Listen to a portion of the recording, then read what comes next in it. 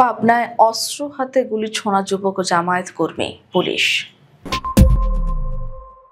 পাবনার ঈশ্বরদীতে বিএনপি ও জামাত ইসলামের নেতাকর্মীদের মধ্যে সংঘর্ষের সময় অস্ত্র হাতে গুলি ছোড়া সেই যুবক জামায়াতের কর্মী বলে জানিয়েছে পুলিশ। রোববার সন্ধ্যায় ঈশ্বরদী থানা পুলিশের অফিসার ইনচার্জ আসমা আব্দুর নূর এ তথ্য নিশ্চিত করেছেন। আসমা আব্দুর নূর বলেন, সংঘর্ষের দিন অস্ত্র হাতে গুলি ছোড়া যুবক তুষার মণ্ডল জামায়াতের কর্মী। তার ছবি সামাজিক যোগাযোগ মাধ্যমে ভাইরাল হলে পরিচয় শনাক্ত করা গেছে, তবে এখনো তাকে গ্রেপ্তার করা সম্ভব হয়নি। পুলিশ তাকে ধরতে অভিযান চালাচ্ছে।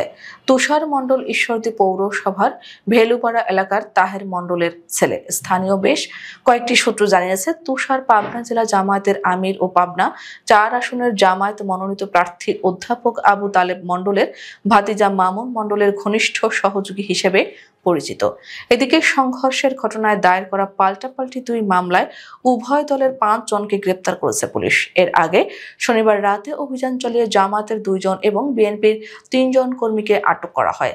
পরে রোববার বিকেলে তাদের আদালতের মাধ্যমে কারাগারে পাঠানো হয়েছে। ওসি বলেন, ২ পক্ষই পরস্পরের বিরুদ্ধে অভিযোগ করে মামলা করেছে। ২ পক্ষের মামলার বিষয়ে পুলিশ তদন্ত করছে। আমরা আইনি প্রক্রিয়া অনুযায়ী আসামিদের গ্রেপ্তার করছি। পরিস্থিতি নিয়ন্ত্রণে এলাকায় পুলিশি টহল জোরদার করা হয়েছে।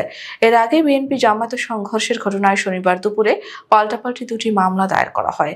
শাহাপুর ইউনিয়ন কৃষক দলের আহ্বায়ক মক্কেল মৃধার ছেলে ও ইউনিয়ন স্বেচ্ছাসেবক দলের সাধারণ সম্পাদক বাঁধন হাসান আলিম বাদী হয়ে ৩২ জন জামায়াত নেতার নাম উল্লেখ করে ঈশ্বরদী থানায় একটি মামলা দায়ের করেন।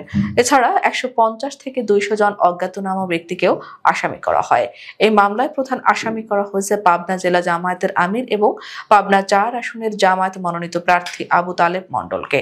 অপরদিকে ঈশ্বরদী উপজেলা জামায়াতের সেক্রেটারি সাইদুল ইসলাম বাদী হয়ে একই থানায় ৩৮ জন বিএনপির নেতাকর্মীর নাম উল্লেখ করে অপর মামলাটি দায়ের করেন।